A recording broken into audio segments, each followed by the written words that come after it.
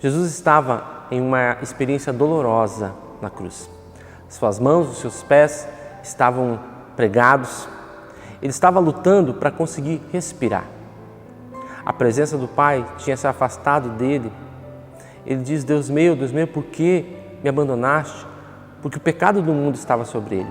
E ao redor dele existiam muitas pessoas que estavam zombando dele, blasfemando contra ele, dizendo: se tu és realmente o Filho de Deus, tu não és o Rei dos judeus, desce daí, tu não ajudou tantas pessoas e não consegue ajudar a você mesmo. E Jesus, com uma pequena sentença, ele libera todas aquelas pessoas. E ele nos ensina muito a respeito de amor sacrificial. Ele diz: Pai, perdoe-lhes, eles não sabem o que fazem. Quando Jesus ele fala essa pequena sentença, ele está deixando claro como deve ser o amor. E eu vou dizer algo para você: o amor sacrificial ele não é algo fácil, não é.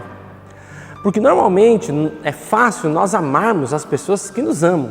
Quando uma pessoa faz o bem para mim, quando uma pessoa diz palavras de afirmações ou expressa algum sentimento por mim, é fácil eu retribuir esse amor, porque eu estou recebendo algo. Na maioria das vezes o amor humano, o amor que nós costumamos viver aqui na Terra, ele é um amor que espera troca.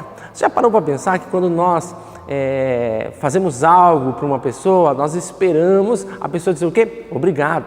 E não existe nada de mal em você agradecer, mas a palavra obrigado, ela representa assim, ó, eu te devo, né? Eu estou obrigado a algo em relação a isso que você fez por mim. A palavra obrigado, ela vem dessa ideia, né? De eu ver o que você fez e eu estou em débito contigo.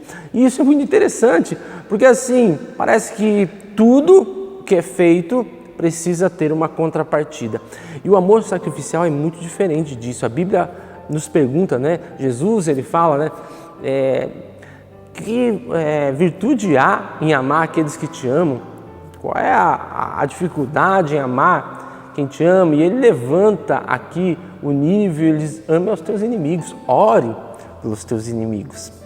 Sabe, quando eu penso em tudo isso, eu penso nisso que nós estamos falando agora, eu tenho um pensamento que é em relação à ideia de pai e filho. Pense um pouquinho aqui comigo. O que um pai ganha quando ele tem um filho? Claro, você que é pai, você vai me dizer sim, várias coisas. A paternidade é algo único e tantas coisas que eu tenho certeza que você, como pai, como mãe, vai falar. Mas assim, materialmente, fisicamente, o que um pai ganha?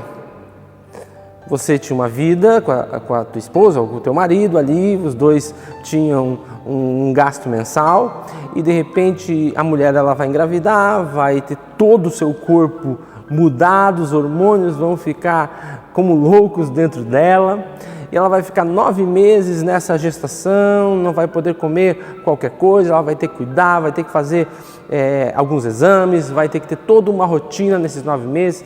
Depois de 9 meses vem o parto. Muitas vezes os partos não são tão simples, não são tão fáceis. No mínimo é uma cirurgia que a pessoa vai fazer. A criança nasce, a gente sabe que os primeiros meses você não dorme nada, né? É muito difícil, é corrido, sabe? E a criança ela nasce sem saber nada, você tem que ensinar ela a falar, a andar, você tem que ensinar ela a comer. Você na realidade não só ensina, mas você tem nos primeiros meses dar comida na boca. A mãe, ela precisa alimentar com seu próprio seio, com o leite que está dentro dela, ali a criança. Então existe todo um sacrifício. Depois essa criança começa a crescer, vem a escola, vem roupas, vem várias despesas que a gente tem. E muitas pessoas às vezes querem colocar isso na ponta do lápis, mas quando começam percebem que essa conta vai muito longe. E no fim da história, o que a gente ganha? Qual é o lucro? Você vai dormir menos? Vai se preocupar mais?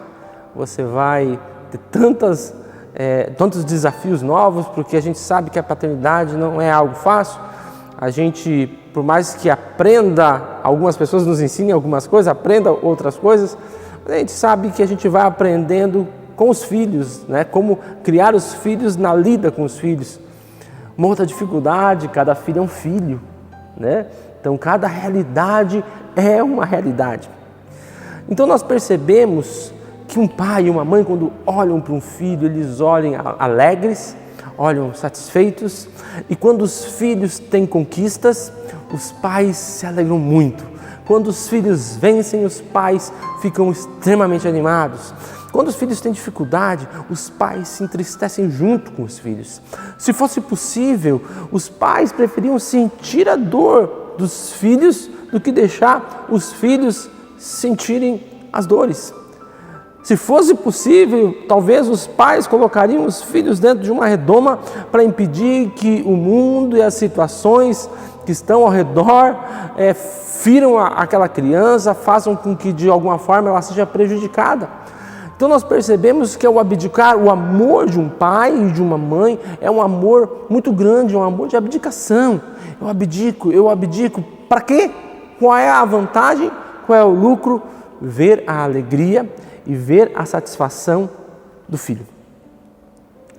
Sabe, por isso Deus, Ele se revela como Pai. Nós encontramos tantas e tantas passagens na Bíblia, Deus como Pai, porque Ele passa essa ideia de alguém que não está esperando nada em troca.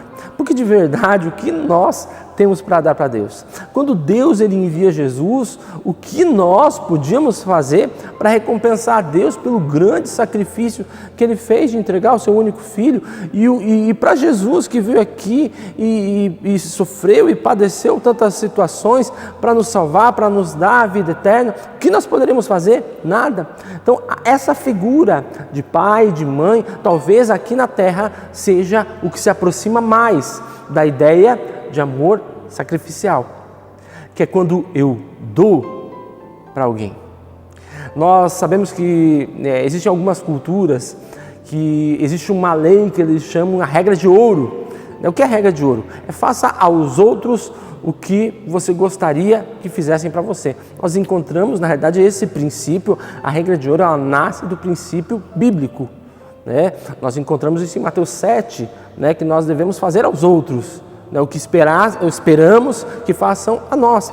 Ou seja, tudo que eu faço para mim, se eu imagino que vai me trazer benefício, que vai me trazer algum tipo de lucro ou alegria, eu quero pagar o preço, eu quero me sacrificar para conseguir aquilo. Agora, quando eu amo uma outra pessoa, ou quando eu amo as pessoas, nesse amor, nesse nível de amor, que é o amor sacrificial, é da mesma forma. Eu faço para aquela pessoa e eu me alegro com os benefícios que aquela pessoa usufruiu daquilo que eu fiz, como se eu estivesse fazendo para mim. Deus se alegra com a salvação das pessoas. Por quê? Porque Ele vai ganhar algo em troca? Não, é porque Ele nos ama, e esse é o amor sacrificial, é um amor de entrega, é um amor que quando eu entendo que eu não estou aqui para cuidar apenas da minha própria vida. Sabe, isso é fundamental, por exemplo, num casamento. Quando eu entendo o princípio do amor sacrificial, eu não vou casar para ser feliz, eu vou casar para fazer o meu cônjuge feliz. Agora, qual é o ponto? Normalmente as pessoas elas casam e falam, eu quero ser feliz. Só que cada um quer ser feliz, então é o marido culpando a esposa porque ela não faz as coisas que agradam a ele. E a esposa culpando o marido porque ele não faz as coisas que alegram a ela. E qual é o ponto? Eu não consigo mudar ela não consegue me mudar, mas eu consigo decidir o que eu vou fazer hoje, amanhã, no meu casamento, no meu relacionamento. Ela consegue decidir o que ela vai fazer hoje e amanhã no nosso casamento. O ponto é que quando eu entendo esse amor sacrificial, que é fazer aos outros como se eu estivesse fazendo para mim, não esperando nada em troca, talvez até pagando um preço alto por aquilo, eu estou fazendo para o outro e num relacionamento, quando isso acontece, qual o grande ponto? eu faço tudo para agradar aquela pessoa e para satisfazer ela, e ela faz tudo para me agradar e me satisfazer. Automaticamente eu estarei satisfeito e ela estará satisfeita. Entenda que Deus, Ele traz para nós os nossos relacionamentos, tanto com filhos, tanto com o cônjuge, com amigos, na igreja, fora da igreja, com os nossos inimigos. E quando eu falo inimigos, não é que você tenha inimigos, mas talvez seja com aquelas pessoas que você não se dá bem ou que não se dão bem com você. Sabe, quando nós passamos esse limite, quando nós extrapolamos o amor simples, o amor normal, o amor que espera algo em troca, sabe, nós surpreendemos as pessoas. A Bíblia diz que quando nós oramos pelos nossos inimigos, é como se nós colocássemos brasas vivas sobre a cabeça deles. O que isso significa?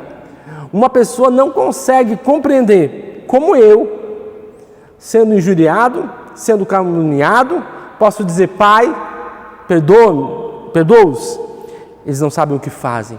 As pessoas não entendem isso porque no mundo, na realidade que nós vivemos hoje, nós vivemos a realidade em que eu faço as coisas para receber algo. E se eu sou humilhado ou ofendido, eu vou fazer algo para me justificar, para receber de mim mesmo essas coisas. Deus, Ele nos chama a viver essa pequena sentença: Pai, perdoa-lhes, eles não sabem o que fazem. Deus, Ele nos chama a viver esse amor sacrificial, esse amor que é eu fazer sem esperar nada em troca, simplesmente porque é o correto, porque vai ajudar aquela pessoa e porque eu gostaria que fizessem essas coisas para mim. Deus te abençoe e que você tenha aí um momento bem legal de compartilhamento.